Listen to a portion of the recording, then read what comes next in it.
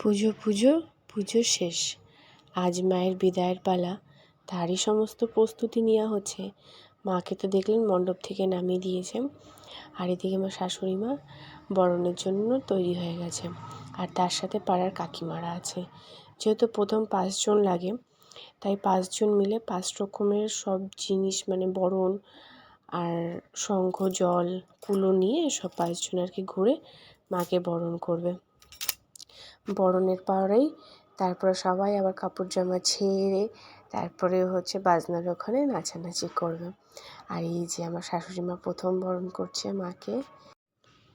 এইবারে জগদ্ধাত্রী মায়ের মূর্তিটা অনেকটা বড় হয়েছে, যার জন্য একটা বেঞ্চ তারপরেই টুলটা রেখে মাকে বরণ করতে হচ্ছে। তাও ঠিক মতন হাতটা যাচ্ছে না, ভয় ভয় করছে আর কি। চলুন, বরণ শেষ হয়ে গেছে। মা একটা কাকিমার সাথে ছবি তুলে নিয়েছে, মা নিজের একটা ছবি তুলেছে এইবার। আর এইবার দেখুন, এই যে নাচ টাচ এবার শুরু। আমিও একটু বাইরে গিয়ে বসবো, দিয়ে নাচ দেখবো আর কি করব। আর এক কাকিমা তো একা একা ঠাকুরের সামনে নিচেই যাচ্ছে। সবার কাকা গিয়ে কাকিমাকে টেনে নিয়ে এসছে, কাকিমা এখন এখানে নাচছে। মা ঘরে এবার কাপড় ছাড়ছে, চুড়িদারটা পরে বেরোবে। আর আস্তে আস্তে পাড়ার সব লোক এবার জড়ো হচ্ছে, সবাই যাবে ভাসানের জন্য। এইবার প্রচুর লোক হয়েছে। এই বছর আমার শরীর খারাপের জন্য আমি যেতে পারলাম না, কিন্তু এই বছরই নাকি প্রচুর লোক হচ্ছে, 3টে গাড়ি হয়েছে।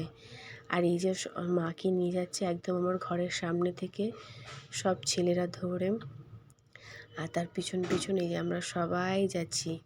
যারা ঠাকুর ভাসানে যাচ্ছে না তারাও পিছনে আছে, যারা যাচ্ছে তারাও আছে। দেখছেন সারি সারি খালি মাথা সবার, মা আগে, তার পিছনে আমরা সবাই। ঢাকিয়ালায় থেকে ঢাক বাজাতে যাচ্ছি। এইবার মাকে তুলছি, এইটাই বড্ড অসুবিধার ব্যাপার, যেহেতু মাকে একদমই তুলতে পারছিল না। যেই গাড়িটা চাকাটা করে নিয়ে এসেছিলো সেটাও ভেঙে গেছে, যার জন্য গলির মুখে ঢুকিয়ে তুলতে হচ্ছে।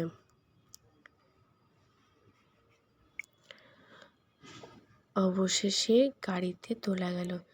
মা এবার গাড়ির মধ্যে উঠে গেছে, ব্যাস শান্তি, একদম সুন্দরভাবে উঠে গেছে।